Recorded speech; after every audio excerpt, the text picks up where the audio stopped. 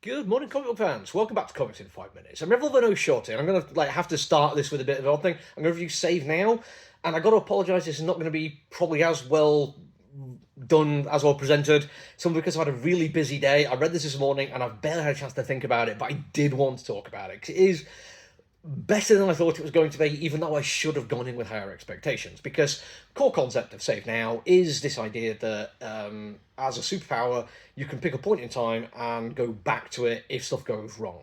Basically, a save point. Now, the reason why I didn't go into it with particularly high expectations is that's not the most original idea. Rick and Morty did a thing on it, and it's probably something which has occurred to every single player of video games at some point in their lives. How much more convenient it would be if you could do something without the stress, how just having to press a triangle to quick save kind of moment and then see what happens. We all have had that kind of thought.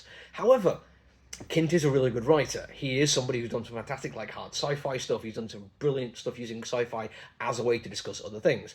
Brilliant thing on colonialism and language that came out last year, or maybe earlier on this year, I can't remember, which was really, really good. I thoroughly enjoyed every issue of it, and we sold out of it because I was telling people how good it was.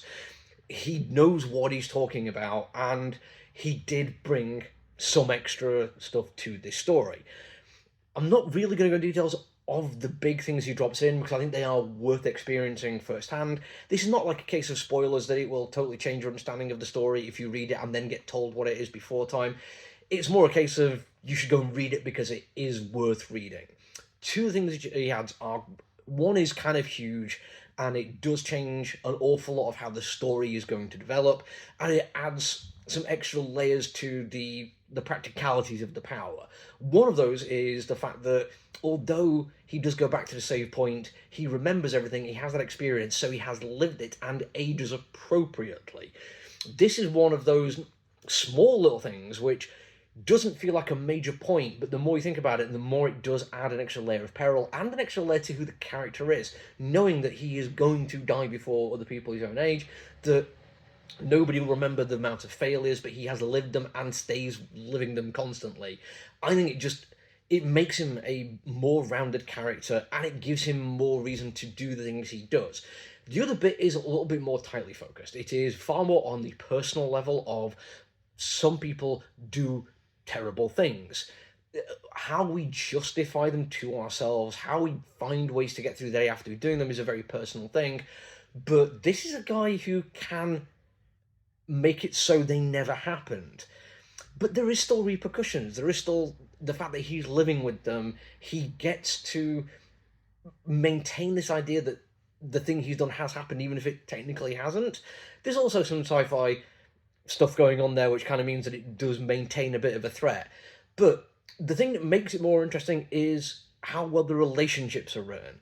He has an awful lot of people in the world who know him, but not know him as well as he knows them. He has spent longer with them than they have with him. Some of this plays off quite nicely in terms of power dynamics of people who are think they're in charge, who have the most experience, who simply from their white male wealthiness feel like they should be in charge. And then there's also more romantic relationships, how those play out with somebody who is going to experience more than you. There's going to be interesting discussions maybe on even different generations and age difference kind of things in relationships. All of them are brilliantly done because one thing I do talk about a lot is how much interpersonal relationships should play into story.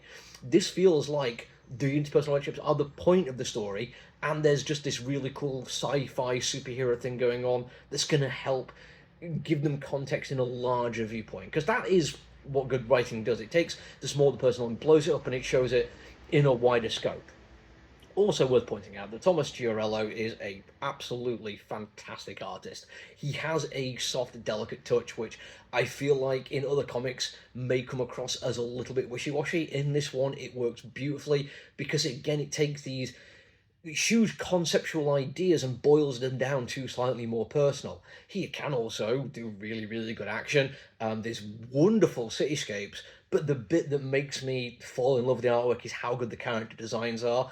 And some of these are superhero character designs, but it feels like they're the ones where, if I had to be honest, there's not as much thought put into them. It feels like some of the other superheroes in this guy's crew are a bit more generic on purpose, because what they do in the grand scheme of things isn't actually that important, And that comes through in the writing and in the art styles.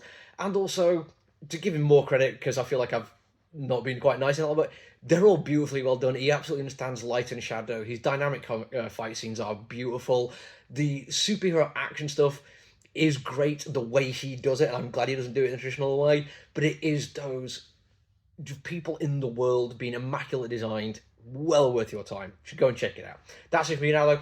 Till I see you all again, look after each other, everyone. Stay safe. Bye.